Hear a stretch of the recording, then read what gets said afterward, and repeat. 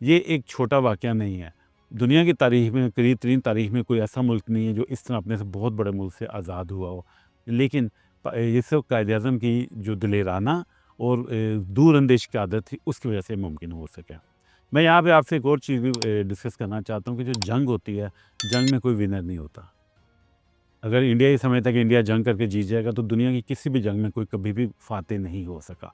उसकी वजह ये है कि अगर आप दूसरी जंग-ए-अज़ीम देख लें, बज़ाहिर दूसरी जंग-ए-अज़ीम बरतानिया ने जीती थी, लेकिन उसके बावजूद उसे पाकिस्तान को, इंडिया को और बहुत से अपने ममालिक को, कॉमनवेल्थ कंट्रीज़ को आज़ाद करना पड़ा था। उसकी वजह थी कि जंग के बाद वो इतने बदहाल हो चुके थे कि वो अपना कब्ज़ा बरकरार नहीं रख सकते थे।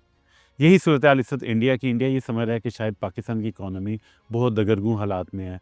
पाकिस्तान के पास इतने पैसे नहीं है कि अपनी जंग को 1 महीने से ज़्यादा फ़ंड कर सके।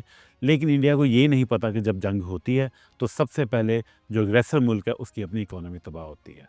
चंद दहाइयाँ पहले इंडिया की इकॉनमी के बहुत बुरे हालात थे। इतने बुरे हालात थे कि उन्हें कर्ज़ा रखने के लिए अपने मुल्क का जो सोना था, वो बरतानिया में गिरवी रखना पड़ा था। और इसमें कोई शक नहीं है कि अगर जंग दोबारा इंडिया ने स्टार्ट की, तो दोबारा इंडिया बहुत जल्द उन हालात पे चला जाएगा।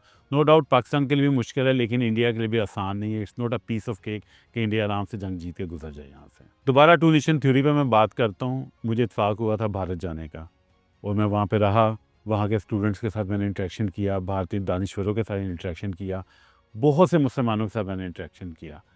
भारत के अंदर जो मुसलमान हैं, जब मैं उन्हें मिला तो तब मुझे एहसास हुआ कि कायद-ए-आज़म किस कदर दूरअंदेश सियासतदान थे और पाकिस्तान के वो लीडर्स जिन्होंने पाकिस्तान बनाया था, जिन्होंने दो कौमी नज़रिए की बुनियाद डाली थी, वो कोई आम इंसान नहीं थे। क्योंकि जो भारत के अंदर आम मुसलमान की हालत है, वो दुनिया के किसी भी मुल्क में किसी तीसरे दर्जे के शहरी से भी कम है। जिस तरह भारत में आरएसएस मुसलमानों को हाँक रही है और जो उन पर ज़ुल्म और सितम किया जा रहा है, उसकी मिसाल पूरी दुनिया में कहीं नहीं मिलती।